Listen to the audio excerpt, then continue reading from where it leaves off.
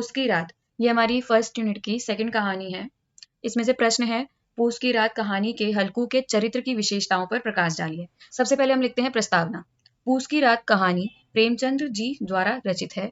वह हिंदी जगत के कथा सम्राट माने जाते हैं। उन्होंने अपने कहानी में, नाटक में और उपन्यास हर क्षेत्र में ग्रामीण जीवन की समस्या, बाधाओं का यथार्थ चित्रण किया है। इस कहानी में कुल 4 पात्र आते हैं। हल्कू किसान, उसकी पत्नी मुन्नी, सहना जो कर्ज वसूलने आता है और हल्कू का पालतू कुत्ता जबरा। सहना का जिक्र केवल आरंभ में है। मुन्नी कहानी के पहले और अंतिम भाग में आती है। पहले भाग में वह हल्कू को 3 रुपए सहना को देने से रोकती है और यहाँ से कहानी का आरंभ होता है। सबसे पहले हमने बता दिया इसमें प्रस्तावना। प्रस्तावना में हम बताएंगे कि ये जो कहानी है वो किसके द्वारा रचित है और इसमें कितने पात्र हैं, उन पात्रों का नाम बताएंगे। और जो प्रस्तावना होता है वो ज्यादा बड़ा नहीं लिखना होता है। उसके बाद हम आते हैं हल्कू का चरित्र चित्रण। पहला पॉइंट है परिश्रमी। हल्कू पूस की रात का मुख्य पात्र है। वह एक गरीब किसान है। उसके पास कुछ खेती करने लायक जमीन है। जमीन कितनी है इसका विवरण प्रेमचंद जी ने नहीं दिया है, लेकिन हम हल्कू के आर्थिक स्थिति से अनुमान लगा सकते हैं कि वह बहुत मामूली हैसियत का किसान है और खेती करने योग्य जमीन भी बहुत कम है।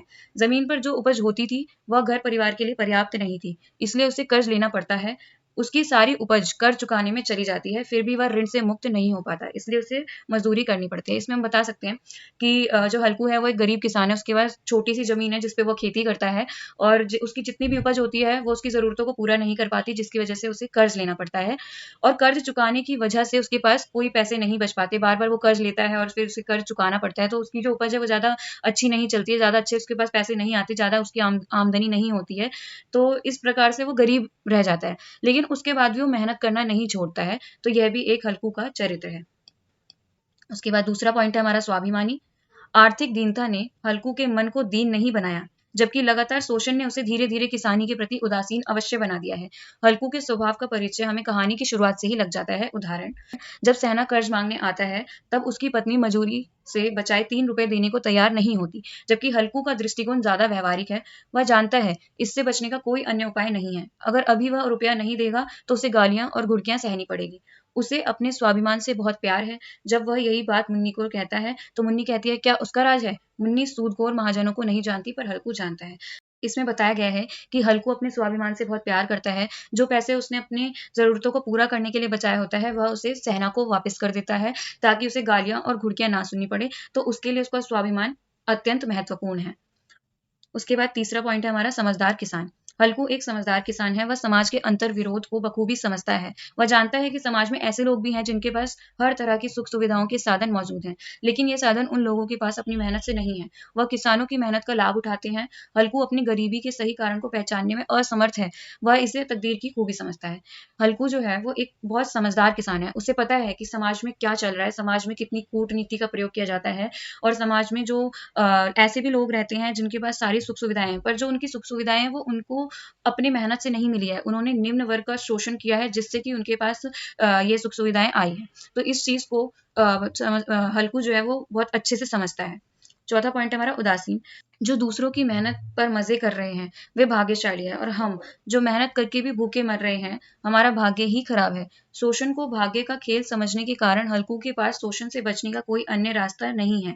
इसलिए वह सोचता है कि अगर खेती में भी शोषण होना है तो ऐसी खेती करने से क्या फायदा। दूसरा, वह यह भी सोचता है कि जब लोग मेहनत ना करके भी सुखी हैं तो मेहनत करते रहने का क्या मतलब। इस तरह लगातार शोषण उसकी चेतना को कृषि और श्रम दोनों से उदासीन बना देता है। पांचवा पॉइंट है करुणामयी।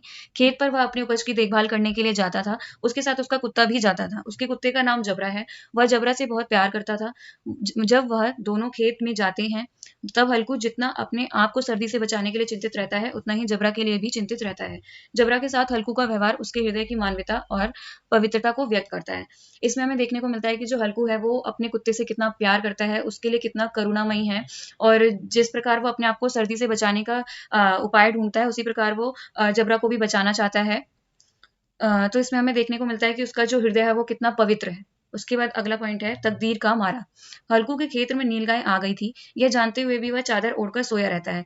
उसका यह व्यवहार निश्चय ही उसके पहले के व्यवहार से भिन्न है, लेकिन अगर हम कहानी के पहले भाग पर गौर करें तो हम आसानी से समझ सकते हैं कि इस व्यवहार का क्या मतलब हो सकता है। वस्तुतः हल्कू लगातार शोषण से परेशान हो चुका है। वह जिस मानसिकता से गुजर रहा है उसी का नतीजा है कि वह अपनी ही मेहनत से उपजाई फसल को बचाने की कोशिश नहीं करता। वह मेहनत करके थक चुका है क्योंकि उसे मेहनत करने का कोई फ़ायदा नज़र नहीं आता। वह अपने आप को तकदीर का मारा समझता है। वह सोचता है कि वो इतना तकदीर का मारा है कि वो इतनी मेहनत कर रहा है, उसके बाद भी उसे उसका कोई फल नहीं मिल रहा है। वो इतने मेहनत कर रहा है तब भी उसका शोषण हो रहा है। उसकी जो उपज हो रही है उससे भी उसकी ज़रूरतें पूरी नहीं हो पा रही है। तो वो बहुत थक चुका है और अपने आप को तकदीर का मारा समझता है। इस कहानी के माध्यम से हम देख सकते हैं कि हल्कू के माध्यम से प्रेमचंद जी ने किस प्रकार हर उस वर्ग की ओर संकेत किया है जिनका शोषण होता है और जो इतना मेहनत कर रहे हैं, अपनी जीविका चला रहे हैं, किस प्रकार से इतनी मेहनत के बाद भी उन्हें उसका फल नहीं मिल पा रहा है। जो उच्च वर्ग हैं वो किस प्रकार निम्न वर्ग का शोषण करते हैं। ये सब जितनी भी समाज में समस्याएं हैं और जो बाधाएं हैं, इन सब की ओर प्रेमचंद जी ने संकेत किया है।